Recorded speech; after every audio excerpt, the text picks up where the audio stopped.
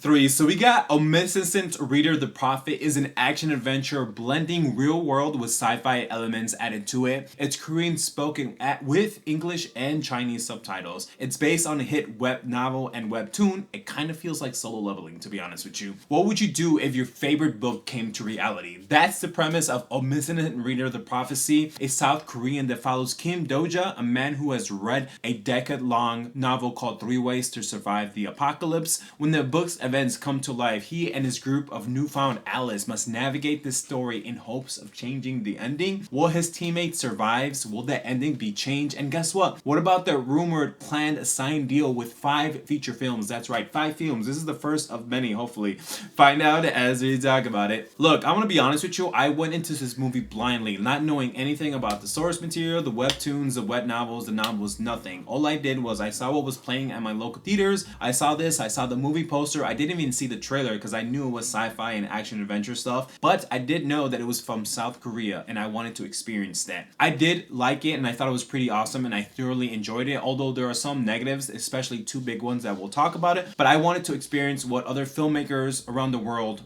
made movies, because this was made by South Korea, filmed in South Korea with cast members, directors, and crew members, and I wanted to experience other side of the world in terms of movies. Although I do gotta say before we continue, no homo, no weird stuff, Korean people are some of the beautiful, most looking, amazing people. When I was looking at this movie, the main cast is so attractive. I was like, wow, dude, like, thank God I'm half Asian and half Latino, but still, Korean people are just beautiful. They're amazing people, glass skin, let's go. Although, just throwing it out there, I think this is my second time reviewing a South Korean movie. The first time was Past Lives, which was like a triple romance thing, but this, even based on the marketing photos I saw, like the marketing material, they look amazing. They're beautiful, they're slick, they're gorgeous, and even this lady, let's look at this girl right now. She's beautiful. I love the blue sign and like the heroic atmosphere in the background. I mean, look at this. This is all blue as well. She just looks attractive, and this freaking marketing material looks dope, right? Even compared to some Marvel, especially Marvel, they just look so much better in my opinion. And guess what? Some of them are even in landscape mode. Yeah, landscape mode. You don't see that a lot. Some of the posters or characters, I'm like, wow, is this a creative style from South Korean that I'm just getting my first time like in the door and stuff? Like, this is pretty cool. I can't emphasize you enough. I really like the marketing material. So basically, we got an everyday type of guy, Mr. Kim, with his novels come to life with certain scenarios. He must defeat enemies in order to move on to next scenario. So think of levels in the video game. They need to kill enemies, do complete tasks, get coins. I guess what they're called attributes to level up in terms of stamina, strength, and agility. And there's probably other ones that I haven't even seen as well. I'm not going to lie, I was a little bit lost in the beginning of the movie. I really didn't know what was going on. But then when the holographic thing came, the dokaibi,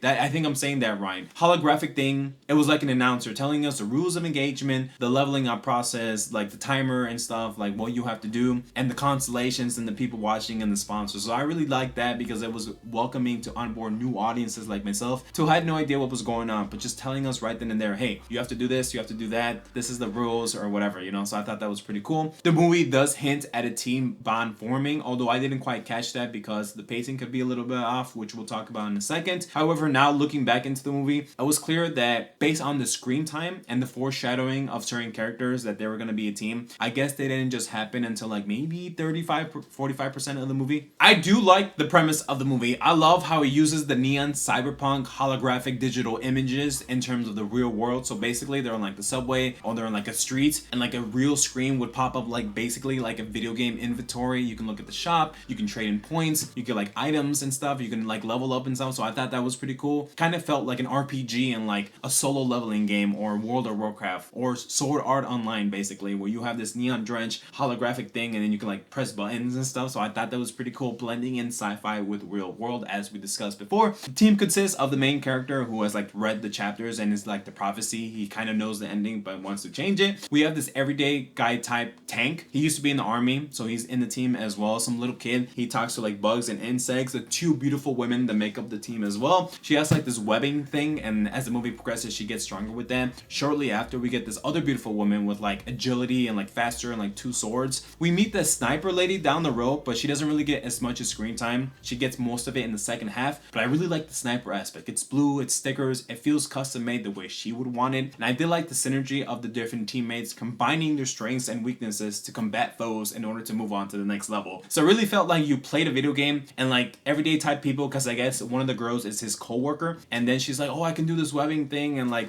suddenly they know how to fight, which is cool. With that being said, I do gotta emphasize that the movie was, based on my research, reportedly made between 19 through 21 million dollar budget, and with that sort of budgeting through the movie, it does feel a lot of janky and wonky at times, especially when they're running outside. I just thought, wow, look at this atmospheric dreamlike scenario with like the sunset. That looks a little bit fake. That looks a little bit weird, and the CGI is a little bit jarring, to be very honest with you. At first, yes, I understand that it's not a Marvel movie. I understand that. And then second, I'm like, maybe they didn't have a lot of money, and it's clear that they didn't have a lot of money. And then second, I'm like, maybe they didn't care. And then third, it's like, is this the artistic art style creative that they actually wanted to do? But I'm like, no, that couldn't be right, because even seeing like the discourse online, I'm just like, it could have been a lot of things. Low budget money, the best thing they can do, or maybe they paid the actors too much. These are problems that get fixed in future installments. So when they make the second one, hopefully they do, they can fix that. You know, the CGI could be definitely better. It can complete 180 turnaround. But it just felt a little out of place, to be honest with you, the CGI. And I'm not trying to be disrespectful. I did like the holographic screen pop-ups in terms of the holographic neon signs. Those looked amazing. But still, or the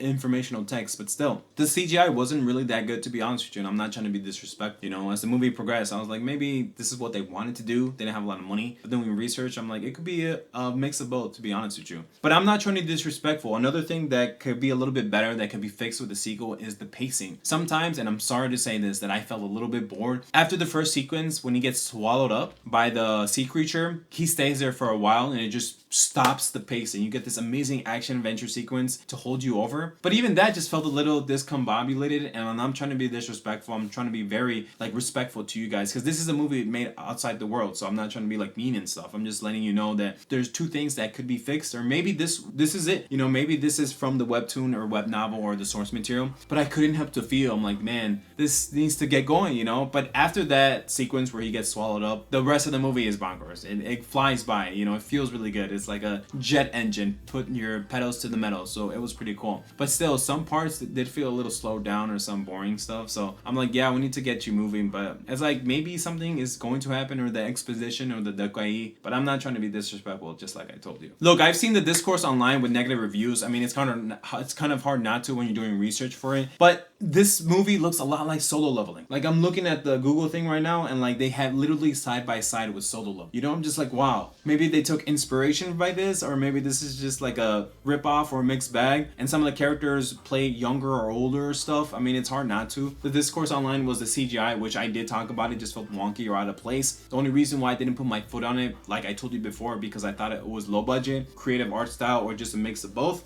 But still, the movie did have me moved at certain points. I mean, who doesn't like a group of beautiful strangers with special abilities in the real world having like a video game scenario to defeat an enemy? But even that too, when they get to like possibly defeating the enemy, no spoilers, I'm just like, all right, that's cool and make me feel good. But then it quickly jumps off. I'm like, all right. I mean, it's a rumored to do 5 feature films. 5. That's crazy. Hopefully they do it, because I will definitely come back to watch this if they can improve on the fundamentals that we talked about, CGI and the pacing. I mean, 5 movies, that's crazy. I mean, they already signed the deal, but will they actually be made? Hopefully. I mean, you know what happens to Remember I Am Number 4, which is clearly underrated, and they didn't even finish the Divergent series. It's crazy. You know, I hate movies like that. They do like one and then they never finish the rest, which sucks. At the end of the day, I'm gonna give this a grade not applicable. I just don't feel right giving it a grade. It's not in my native tongue. I just wanted to experience what other filmmakers do. Yeah, it was a great movie, although there are 2 big things that could definitely need to be fixed, which is the CGI and the pacing. But these are future problems that the future installments can definitely fix. If you made it this far, I really appreciate you so much. Maybe consider hitting that like button and turning on notifications so you never miss a video. And with that, take care. Bye.